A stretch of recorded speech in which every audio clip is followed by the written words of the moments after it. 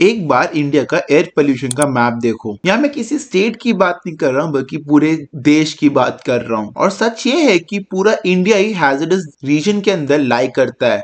अगर north India को ही देखा जाए तो नॉर्थ इंडिया के अधिकतर स्टेट स्मॉग से भर्ती पड़े हैं और इन सब में दिल्ली का नाम टॉप पर आता है, जिसमें एवरेज AQI 400 पार दिखता है। और दिल्ली के बाद पाकिस्तान का लाहौर आता है, लेकिन उसका AQI दिल्ली के मुताबिक आधा है। और जब वर्ल्ड के वर्स्ट AQI रैंकिंग को देखा जाता है तो इसमें इंडिया के ऑलमोस्ट सारे ही स्टेट्स कवर हो जाते हैं। हाँ, लेकिन जब हम लोग वर्ल्ड के मोस्ट पोल्यूटेड कंट्रीज को देखते हैं तब उसमें इंडिया नंबर 3 पर आता है। लेकिन सिचुएशन अगर ऐसा ही रहा तो वो दिन दूर नहीं जब इंडिया इसमें भी टॉप करेगा। और तो सवाल ये है कि पोल्यूशन आ कहां से रहा है एंड क्या इंडिया इसको कभी कंट्रोल कर भी पाएगा कि नहीं कर पाएगा, जानेंगे उसको इस वीडियो में। तो देखो, बचपन से हम लोग पढ़ते आ रहे हैं कि फॉसिल फ्यूल से बहुत ज्यादा पोल्यूशन होता है एंड ये बिल्कुल सच भी है। कोल बेस्ड पावर प्लांट्स लगभग 35% मर्क्यूरी को एमिट करते हैं एंड SO2 के एमिशन के कारण ही एसिड रेन्स भी होता है इंडिया के अंदर। और फॉसिल फ्यूल जलाने से हवा में PM 2.5 की मात्रा भी बढ़ती है। तो अगर ये मेजर प्रॉब्लम है तो क्या इंडिया इसको एकदम में बंद नहीं कर सकता है?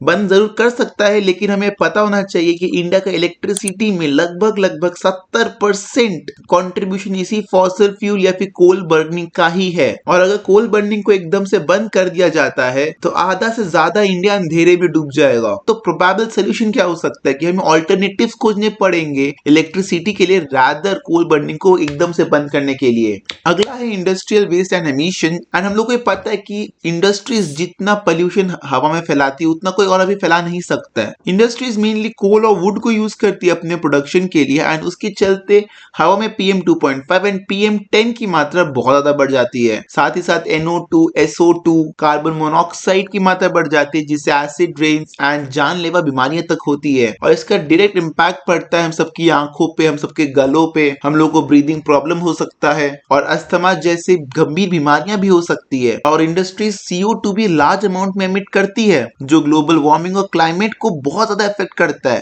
लेकिन हमें ये बात ध्यान रखना चाहिए कि इन सब के बावजूद हम लोग इंडस्ट्रीज को बंद नहीं कर सकते हैं, क्योंकि इंडस्ट्रीज लाखों परिवार का घर चलाता है। लेकिन कुछ सोल्यूशन भी प्रेजेंट है, जैसे जो एमिशन इंडस्ट्री से होता है उसे फिल्टर आउट किया जा सकता है और cleaner fuels and strict regulation को भी इम्प्लीमेंट करना चाहिए इंडस्ट्रीज के ऊपर। अगला है wild life and stubble burning. And इस बात को हम लोग अवॉइड नहीं कर सकते हैं कि इंडिया के अंदर स्टबल बर्निंग आज के डेट में भी होता है और बहुत बड़ी मात्रा में होता है एंड ये एयर पोल्यूशन का भी एक मेजर रीजन है। स्टबल बर्निंग से PM 2.5 की मात्रा हवा में बहुत ज्यादा बढ़ती है और ये गैसेस जो स्टबल बर्निंग से आता है ये हवा के साथ मिलकर डेंस स्मॉग को फॉर्म करता है और स्मॉग से विजिबिलिटी और सांस लेने में दिक्कतें आती है। और ये बहुत शॉकिंग फैक्ट है कि इंडिया में लगभग 90% वाइल्ड फायर्स ह्यूमन एक्टिविटीज की वजह से होते हैं और इन आग से निकला हुआ स्मोक कई दिनों तक हवा में रहता है और टेम्परेचर पे बहुत इफेक्ट करता है, वाइल्ड लाइफ को भी हैम्पर करता है। और इसको कंट्रोल करने का बहुत आसान सा नियम है कि भाई एक स्ट्रिक्ट कानून को लाना चाहिए, इन लोग के ऊपर इम्प्लीमेंट करना चाहिए और जो भी इन पर्सन इन्वॉल्व है स्टबल बर्निंग या फिर वाइल्ड फायर्स को लेके उनके अगेंस्ट स्ट्रिक्ट एक्शन होना चाहिए। एंड स्टबल बर्निंग के लिए प्रोबेबल सोल्यूशंस को इंट्रोड्यूस करना चाहिए, फार्मर्स को अवेयर करना चाहिए कि भाई जलाना नहीं है,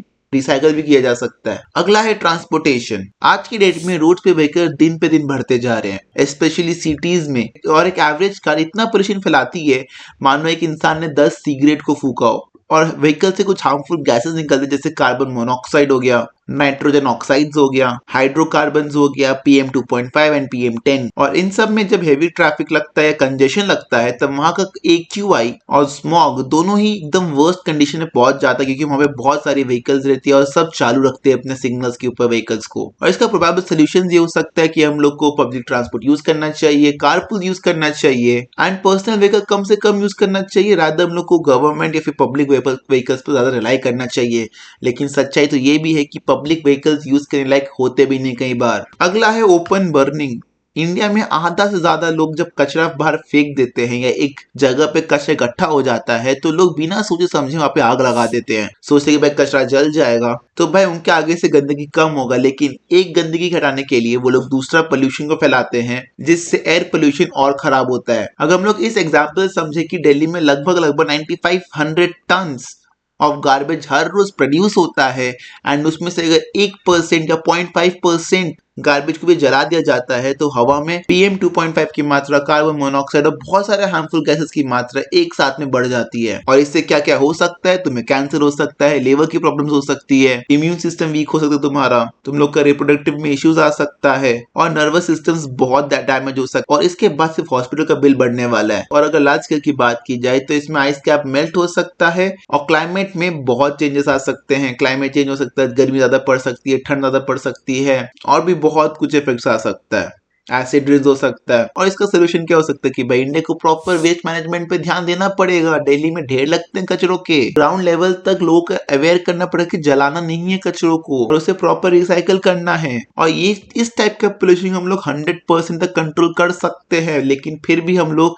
करते नहीं हैं। अगला है केमिकल एंड सिंथेटिक प्रोडक्ट। हम लोग यूजुअली आउटडोर में हुए इवेंट्स को हार्मफुल मानते हैं, लेकिन हमारे घर के अंदर कुछ ऐसे प्रोडक्ट्स प्रेजेंट है जिससे पोल्यूशन और ज्यादा बढ़ता है। और वो सारे इंडोर टाइप ऑफ पोल्यूशन हम लोग के लिए बहुत ज्यादा डेंजरस, क्योंकि हम लोग most of the time indoors रहते हैं या फिर घर में रहते हैं। अगर इसमें मैं कुछ पोल्यूशन की सोर्स बताऊं तो वो तुम्हारे पेंट्स हो सकते हैं, तुम्हारा कुकिंग स्मोक हो सकता है, तुम्हारा स्मोकिंग हो सकता है, तुम्हारा फर्नीचर, हीटर्स या फर्नेस से जितने भी पोल्यूशन प्रोड्यूस होते हैं वो सारे इसमें काउंट किए जा सकते हैं। अब इससे तुम्हें इम्पैक्ट क्या क्या आएगा तुम्हारे, अब इससे इम्पैक्ट क्या होता है कि तुम्हें अस्थमा के प्रॉब्लम्स हो सकते हैं, तुम्हें लंग्स और हार्ट के डिजीज हो सकते हैं, वो भी सीवियर वाले। और एक फैक्ट की बात यह है कि इंडोर पोल्यूशन हर साल लगभग 4 मिलियन से ज्यादा लोगों की जान लेता है और इसके बारे में लोगों को पता भी नहीं होता है। इसका प्रॉपर सोल्यूशन क्या हो सकता है कि अपने घर में खिड़की दरवाजा खुले रखो ताकि एयर फ्लो बना रहे।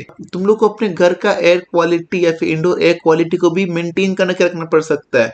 उसके तुम पेड़ लगा सकते हो, गमले लगा सकते हो और भी बहुत कुछ कर सकते हो। और केमिकल बेस्ड प्रोडक्ट्स को कम से कम यूज करना चाहिए हम लोग को इंडोर्स में स्पेशली। अब आते हैं सबसे इंपॉर्टेंट बात की तरफ, क्या हम लोग इन सबको कंट्रोल कर सकते हैं। देखो, सब कुछ सरकार पे हम लोग छोड़ सकते हैं नहीं, हम लोग को पहले अपने आप को एजुकेट करना पड़ेगा। इंडिया के लोग ऐसे हैं कि वो कचरा देखते जला देते हैं, घर हमेशा बंद रखते हैं, जहां मन की अपना पर्सनल व्हीकल उठा के निकल देते हैं। और हम लोग को ये बात एक्सेप्ट करना पड़ेगा कि सरकार अपना काम कर रही है, अपनी तरफ से जितना हो सकता है उतना वो कर रही है, लेकिन हम लोग को ग्राउंड लेवल पे हम लोग को खुद एक्शन लेना पड़ेगा। अगर हम लोग को कुछ सीखना है तो हम लोग चाइना से भी सीख सकते हैं।